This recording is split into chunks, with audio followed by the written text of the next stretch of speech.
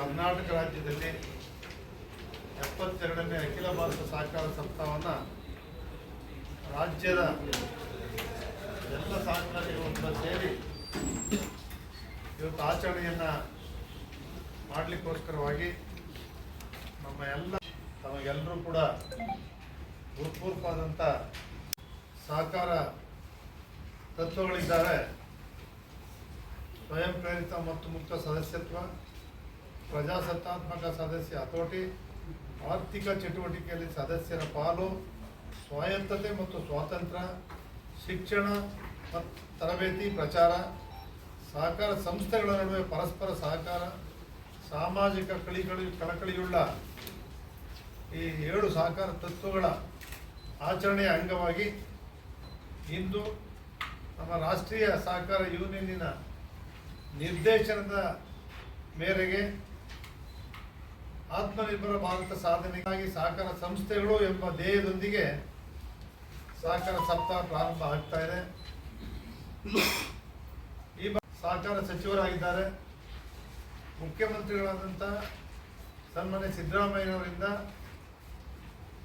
ನಾಳೆ 14ನೇ ತಾರೀಕು ಬೆಂಗಳೂರಿನ ಪ್ಯಾಲೇಸ್ ಮೈದಾನದಲ್ಲಿ ಈ ಒಂದು 72ನೇ ಅಖಿಲ ಭಾರತ ಸಹಕಾರ ಸಪ್ತಾಹವನ್ನು ಉದ್ಘಾಟನೆ ಮಾಡಿ ಸಹಕಾರ ಕ್ಷೇತ್ರದಲ್ಲಿ ಗಣನೀಯವಾದಂಥ ಸೇವೆಯನ್ನು ಎಲ್ಲ ಗಣ್ಯರಿಗೆ ಸಹಕಾರ ರತ್ನ ಪ್ರಶಸ್ತಿ ಪ್ರದಾನವನ್ನು ಕೂಡ ಮಾಡಲಿದ್ದಾರೆ. ಬೆಳಿಗ್ಗೆ 10 ಗಂಟೆಗೆ ನಮ್ಮ ಸಹಕಾರಿ ಕ್ಷೇತ್ರದಲ್ಲಿ ಸುದೀರ್ಘವಾದಂಥ ಸಹಕಾರ ಯೂನಿಯನ್ನಿನ 13 ವರ್ಷಗಳ ಅಧ್ಯಕ್ಷರಾಗಿ ಇಂಟರ್ನ್ಯಾಷನಲ್ಲೂ ಕೂಡ ಸಹಕಾರ ಕ್ಷೇತ್ರದ ಪ್ರತಿನಿಧಿಯಾಗಿ ಕರ್ನಾಟಕ ರಾಜ್ಯದ ಕೃಷಿ ಮತ್ತು ಗ್ರಾಮೀಣಾಭಿವೃದ್ಧಿ ಬ್ಯಾಂಕಿನ ರಾಜ್ಯದ ಅಧ್ಯಕ್ಷರಾಗಿದ್ದಂಥ BS ವಿಶ್ವನಾಥರು ಏನು ಪ್ರಥಮ ಬಾರಿಗೆ ಮಹಾಮಂಡಳವನ್ನಾಗಿ 3-4 ಸಂಸ್ಥೆಗಳನ್ನು ಪುತ್ಥಳಿಯನ್ನು ಅವರೇ ಸುಂದರವಾಗಿ ಈ ಕಟ್ಟಡವನ್ನು ಕೂಡ ಕಟ್ಟಿಸಿದ್ದಾರೆ. ಶಿಕ್ಷಣ ತರಬೇತಿ ಪ್ರಚಾರಕ್ಕೆ ಮಾರ್ಗದರ್ಶನವನ್ನು ಮಾಡಿದ್ದಾರೆ. ಕರ್ನಾಟಕ ರಾಜ್ಯ ಕೃಷಿ ಮತ್ತು ಗ್ರಾಮೀಣಾಭಿವೃದ್ಧಿ ಬ್ಯಾಂಕಿನ ಇವತ್ತು ಒಂದು ಪ್ರತಿಮೆಯನ್ನು ಕೂಡ ನಮ್ಮ ಮಹಾಮಂಡಲದ ಮುಂದೆ ಮುಖ್ಯಮಂತ್ರಿಗಳೇ ಅನಾವರಣ ಮಾಡ್ತಾ ಇದ್ದಾರೆ. ಜೊತೆಗೆ 15ನೇ ತಾರೀಕು ತ್ರಿಭುವನ್ ಸಹಕಾರ ವಿಶ್ವವಿದ್ಯಾಲಯ ಸಂಶೋಧನೆ ಮತ್ತು ತರಬೇತಿಯ ಸಹಕಾರ ಶಿಕ್ಷಣದಲ್ಲಿ ಪರಿವರ್ತನೆ ಎಂಬ ಧ್ಯೇಯದೊಂದಿಗೆ ರಾಯಚೂರಿನಲ್ಲಿ ಮಾಡ್ತಾ ಇದ್ದೀವಿ. ತಾರೀಕು ಸಹಕಾರ ಸಂಸ್ಥೆಗಳ ಮೂಲಕ ಗ್ರಾಮೀಣ ಅಭಿವೃದ್ಧಿಯ ಬದಲಾವಣೆ ಮಂಗಳೂರಲ್ಲಿ ಮಾಡ್ತಾ ಇದ್ದೀವಿ. 17ಕ್ಕೆ ರಾಷ್ಟ್ರೀಯ ಸಹಕಾರ ನೀತಿಯ ಪರಿಸರ ವ್ಯವಸ್ಥೆ ಭಾರತದ ಸಹಕಾರ ಸಂಸ್ಥೆಗಳಿಗೆ ರಚನಾತ್ಮಕ ಮಾರ್ಗಸೂಚಿ ಎಂಬ ಹೊಸಪೇಟೆಯಲ್ಲಿ ಮಾಡ್ತಾ ಇದ್ದೀವಿ.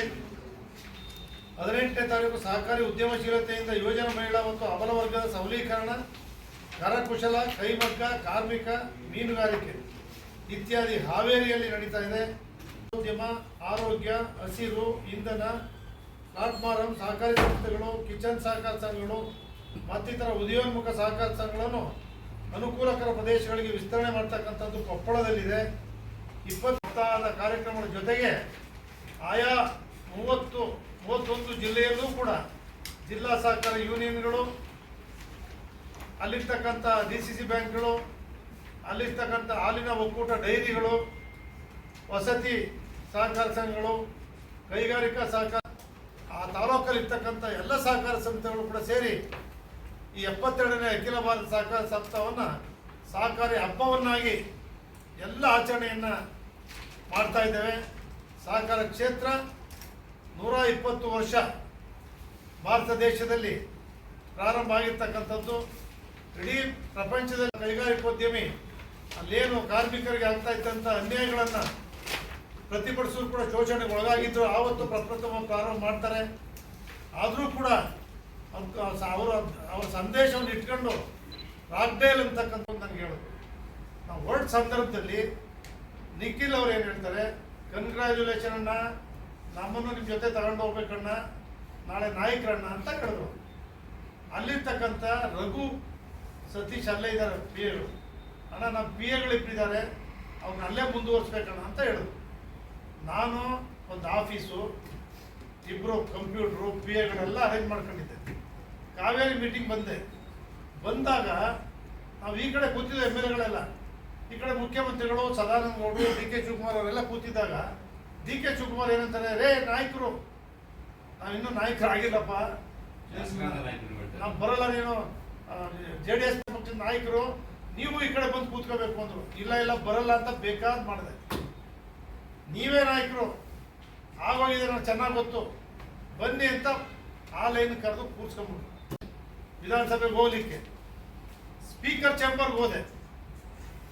ಹಿಂಗೆ ಸುರೇಶ್ ಬಾಬು ಅವ್ರದ್ದು ಮುಖ್ಯಮಂತ್ರಿಗಳು ಅಲ್ಲ, ಇವರು ರಾಜ್ಯಾಧ್ಯಕ್ಷರು ಸುರೇಶ್ ಬಾಬು ನಾಯಕರು ಅಂತ ಬರೆದು ಕಳಿಸಿದ್ದಾರೆ ಅಂತ ಹೇಳಿದ್ರು. ಆವಾಗ ನನಗೆ ದೊಡ್ಡ ಶಾಕ್ ಆಯಿತು, ಮನಸ್ಸಿಗೆ ತುಂಬ ನೋವಾಯಿತು.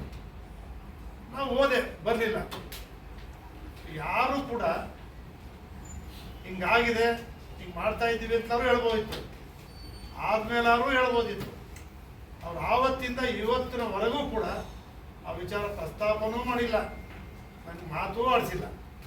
ಬೇರೆ ಇವತ್ತು ನಮ್ಮ ಕೈಲಿ ಅದು ಮಾಡೋಕ್ಕಾಗಲ್ಲ. ಅದಕ್ಕೆ ಶಿವ ಅಂತ ಚಾಮುಂಡೇಶ್ವರಿ ಕ್ಷೇತ್ರದಲ್ಲಿ ದೊಡ್ಡ ಕ್ಷೇತ್ರ, ಅವ್ರು ಸೇವೆ ಮಾಡ್ಕೊಂಡು ಚಾಮುಂಡೇಶ್ವರಿ ಸೇವೆ ಮಾಡ್ಕೊಂಡು ಮಾಡುವಪ್ಪ ಕೊಟ್ಟ ದಿವಸ ಕೊಟ್ಟವ್ರೆ. ಇನ್ನು 2 ವರ್ಷ ಅಧಿಕಾರ ಆದೆ, ಅವರ ಋಣ ತೀರ್ಸ್ತಕ್ಕಂಥ ಸೇವೆ ಮಾಡೋಣ. ಇರೋ ಇನ್ನೇನು ಮಾಡೋದು, ಸುತ್ತ ಬಡಾವಣೆಗಳು 500 ಕೋಟಿ ಬೇಕು, 1000 ಕೋಟಿ ಬೇಕು, ಕೊಡ್ತಾ ಇಲ್ಲ. ಮೀಟಿಂಗ್ ಹೋಗ್ತೀನಿ, ಕೂತ್ಕೋತೀನಿ, ಅಲ್ಲೆಲ್ಲ ಮೀಟಿಂಗ್ಗಳು ಒತ್ತಾಯ ಮಾಡ್ತೀನಿ. ಕೊಟ್ಟಿದ್ದಾರೆ, ಕೇಳಿ ನನಗೆ.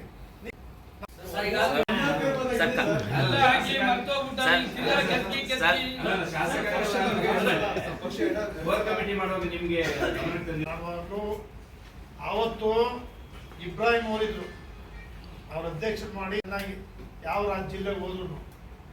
ಅದು ಆದ್ಮೇಲೆ ಇವಾಗ ಹಿಂಗಿದೆ, ನೀವು ಬರ್ತೀರಾ ಇಲ್ವಾ, ಬದಲಾವಣೆ ಮಾಡುವ, ಯಾವುದನ್ನು ಕೇಳಿ.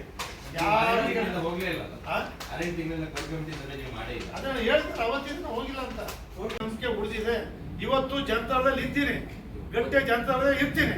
ನೋಡೋಣ ಮುಂದೆ ಜನತಾದಳದಲ್ಲಿ ಇದ್ದೀನಿ, ಜನತಾಳ ಗಟ್ಟಿಯಾಗಿ ಕಟ್ತೀನಿ, ನೋಡೋಣ. ಗೌಡ್ರೆ, ಮುಂದಿನ ಚುನಾವಣೆಯಲ್ಲಿ 3 ಇದೀವಿ ಇಲ್ಲಿ.